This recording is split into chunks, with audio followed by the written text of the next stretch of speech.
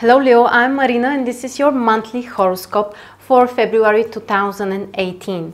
We have a karmic event during this month. There will be a solar eclipse and it's very important to be prepared for that and to know how to use this energy.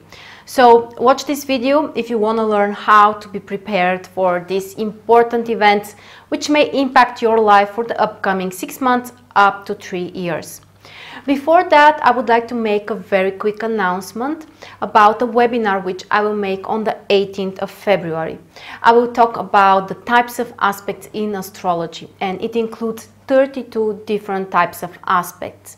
Some of them are major or minor, others are creative and karmic aspects, left and right, and much more. So in the description below you can find the link and you can save your seat.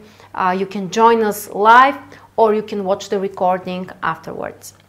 Now let's dive into February, the month of love, and let's see what it can bring to you. First, this is the picture. This is how the beginning of the month looks like for you.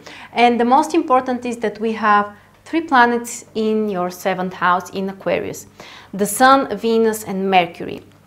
And this is very important because this is the main focus of your attention, and 7th house is about relationships and partnerships and connections with other people, communicating closely with someone.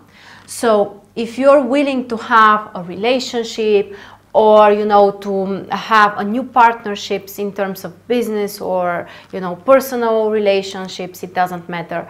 This combination here really puts a lot of energy for you.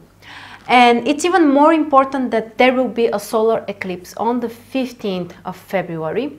And basically the solar eclipse is a new moon which also includes one of the nodes. In this case, this is the south node. Now, the south node is more related to your past and some previous experiences, and it definitely requires from you to reconsider something in terms of your relationships. Maybe something needs to be changed.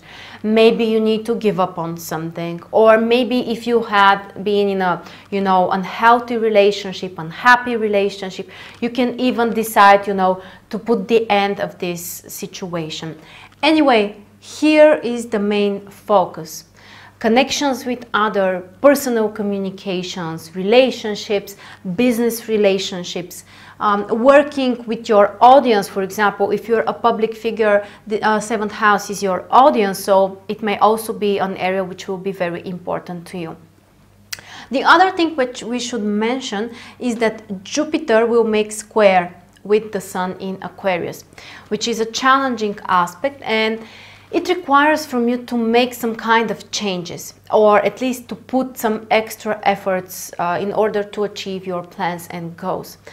Generally, Jupiter is a very nice planet related to opportunities and growth and success, but when there is a challenging aspect with the Sun, it suggests that maybe you might be unhappy with your current situation, with your success, or with your growth. And in order to change that, in order to overcome that, you need to put some extra efforts. You need to work harder for that. And this square actually includes your 4th and 7th house. 4th house is about family and home. 7th house is about relationships. So maybe you need to change something, or there might be some kind of, extra need to balance those areas, something in your family life or the place where you're living, and also the area of relationships. Maybe you need to change the place where you're living together with your partner. The options are so many, but the main idea is that there is a need for some kind of change. And speaking of changes, we also need to say that Uranus will make positive aspect with the Sun.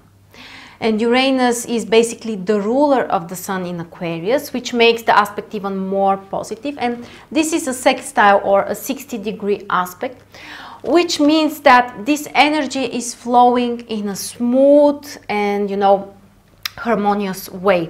So those type of changes shouldn't be stressful, shouldn't be very hard or, very sudden and unexpected. Probably it's more something about that you're willing to change on your own. And now you have that extra motivation to, you know, make the needed steps. Uranus is in 9th house, so it's also related to your future expectations or, you know, long-term plans and goals, especially if they include having a partner or working with a partner. Basically, these are the two areas which are connected. Long-term plans and goals, and relationships and partnerships. The next thing which is important, we have Mars in Sagittarius during the whole month. And basically this is supportive for you because Mars is making trine with your own sign, which is always helpful, and it can help you actually to be more initiative and active, especially in terms of some personal plans and desires, things that you want to do on your own. It can definitely help you to take some risks and to be more initiative, including in the area of your personal life and romantic life as well. Now, the thing with Mars is that also there will be a square with Neptune. Mars will square Neptune in Pisces, and this is a tough aspect. Mars and Neptune together in this combination can bring some complicated situations, some foggy situations in terms of your love life or in terms of financial decisions and investments.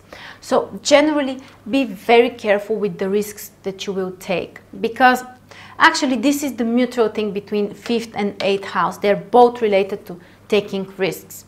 And when you have Mars and Neptune, you might be unprepared for those type of risks, or you might be, you may not have the needed information, or even there might be some misleadings in the general, information or situation or whatever. So generally my advice is to be very careful in these life areas. So these are the most important things, guys. As I said, the biggest event during the month is, of course, the solar eclipse in your 7th house in Aquarius. So relationships and partnerships are the most important. So thank you very much for joining me. Don't forget to check the webinar about the types of aspects, because you'll be able to understand much more, and it includes so many things about different types of aspects. So just check the link below and I will be happy to see you on the webinar. Thank you so much for joining me today, and I'll see you very soon.